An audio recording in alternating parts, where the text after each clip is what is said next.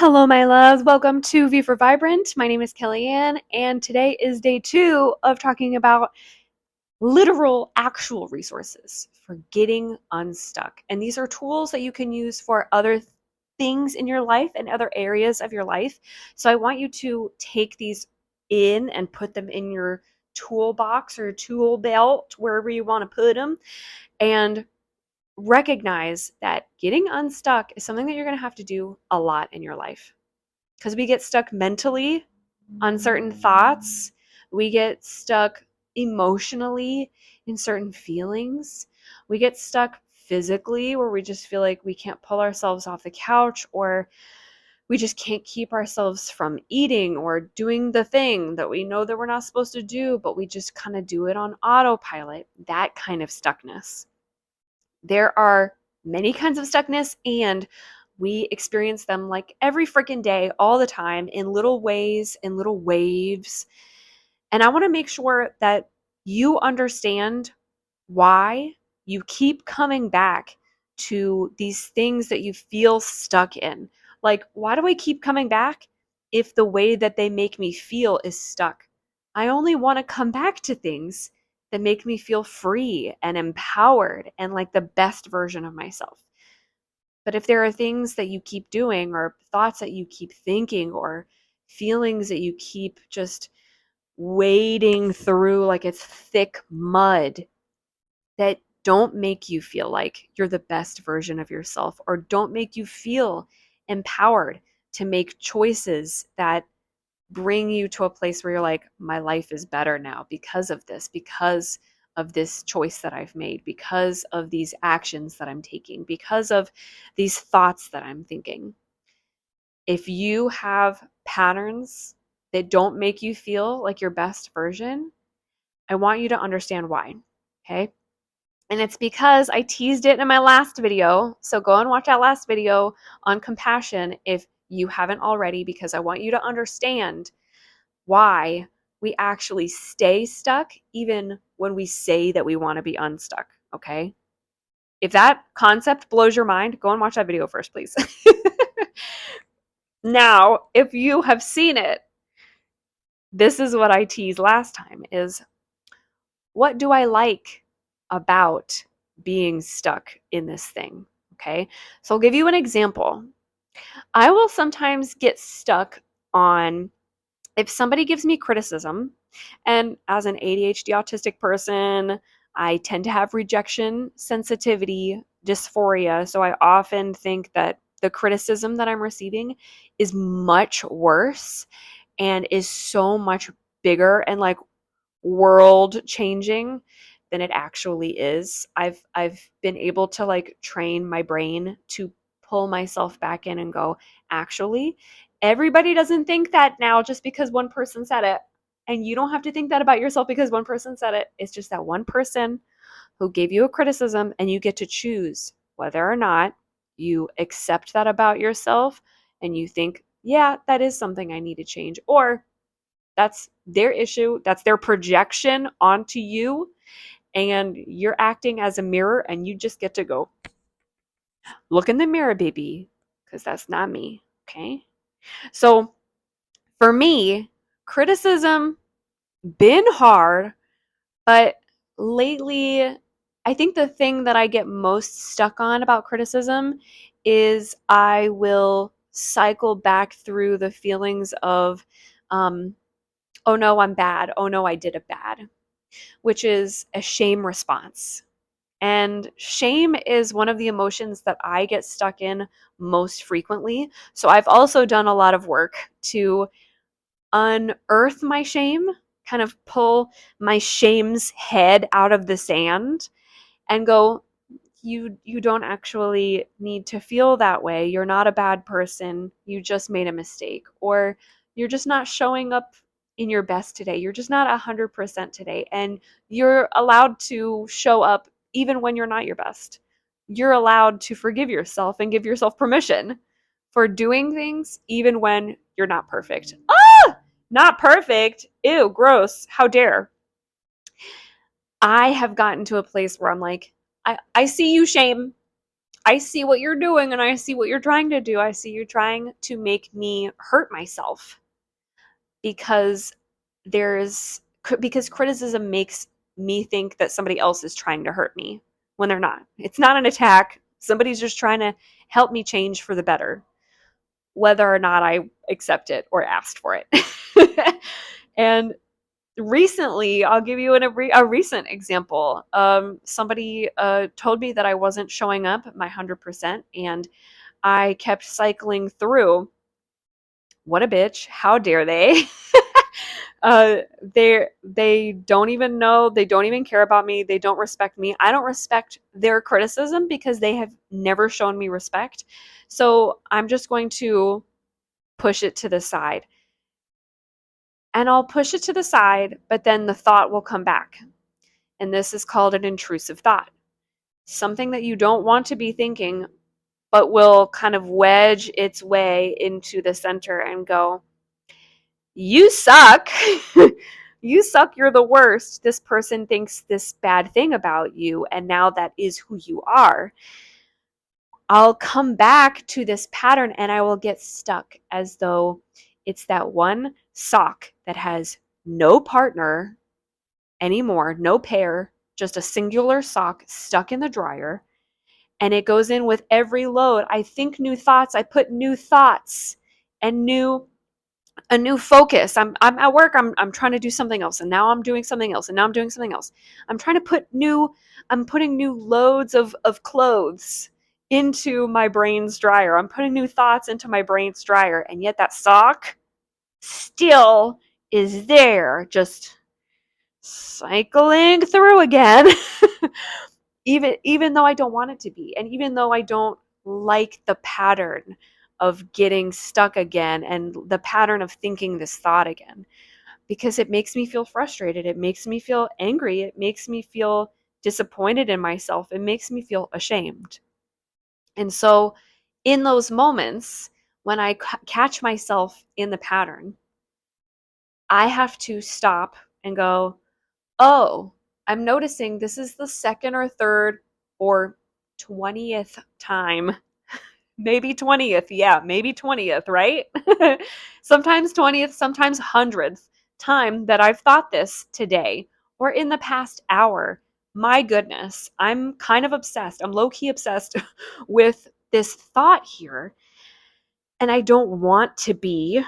I want to get out, but I can't find my way out. So when I get that tension and I feel stuck and I feel kind of trapped in a thought or an emotion or a physical pattern, I take a step back mentally. I take a step back and I go, I'm observing this pattern. And now I need to ask myself, what do I get out of being here? What do I actually like about feeling this emotion over and over again? What do I like about thinking this thought over and over again? And that's when I start to play the maybe game. And I use this in an event that I do, that I facilitate called the wandering. Because the wandering is, for me, a way to get participants out of their perfectionist mind. Their perfectionist mind is going to go into that spinning dryer of like, I'm not doing good enough. I'm not doing good enough. Am I good enough? Am I good enough? Am I good enough? Did I make the right choice? Did I make the right choice? Did I make the right choice? We play the maybe game where we ask a question and then we say maybe, and we answer that question as many times as we need to until we start to go, oh, there are many answers to this. But maybe if I get past the first one or the second one, I might start to find the real answer. I might start to dig a little deeper. So let's play the maybe game for this situation so that you can get an example of how to catch yourself in the act of repeating a pattern and then say to yourself, what do I like about being here? What am I getting out of? What benefit am I getting out of being stuck in this feeling or this thought or this physical habit right now? Maybe, and I'm just going to use my own example, Maybe I keep thinking this person is such a bitch because I want to feel superior to them. And maybe in some ways I do. Maybe I keep thinking this person's wrong about me because they've never shown me a lick of respect. Maybe I haven't noticed the ways or taken note of the ways that they think that they're showing me respect.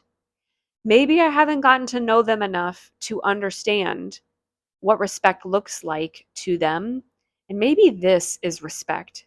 Maybe calling me out on how I'm not showing up in service to our team is the way that they show me respect. Okay.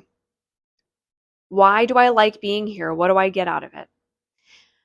Maybe what I get out of telling myself that I did a bad and that I'm a bad girl is feeling like a little kid again. And so I get to remove myself from the responsibility of doing better because I'm just a baby and I don't know any better. I'm just a baby. And if I remove myself from responsibility, then it feels kind of good not to have to work on myself. It feels kind of good to give myself an out, to give myself an excuse, to let myself off the hook. Maybe I keep thinking this over and over again. Maybe this criticism keeps coming back to mind because I like to punish myself. And because I think that punishing myself is the only way to get myself to change and to get myself to do better. But I know that it's not. I've seen myself change without punishing myself before. I've seen myself do it, and I am punishing myself even though this other person wasn't trying to punish me. They were just trying to help me. Okay, maybe I'm trying to punish and shame myself and blame somebody else for something, for a way that I'm showing up right now, because changing how I show up might be hard to do. And I would rather not have to do it. Maybe what feels good for me right now is letting myself off the hook for being held accountable. And maybe I would rather just be mad at somebody else than do something that I know costs me a little more energy or costs me a little more time or a little more effort. So, do you see how using this tool, using what am I getting out of this? What are the benefits of staying in this pattern? What is so good about what do I like? What do I actually kind of secretly like about getting stuck in this particular loop? What do I actually like about being lost in this fucking sauce? What do I like about it?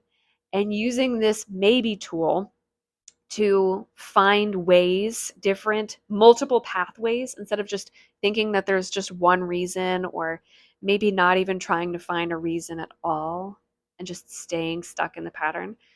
Do you see how all of those paths and all of your exploration can lead you to compassion, can lead you up out of the place where you're feeling it and into this sort of higher perspective, like an out of body experience where you're like, oh, I can play the part of the witness now. I don't have to be the victim in this moment. When I'm maybeing, I'm not playing the victim.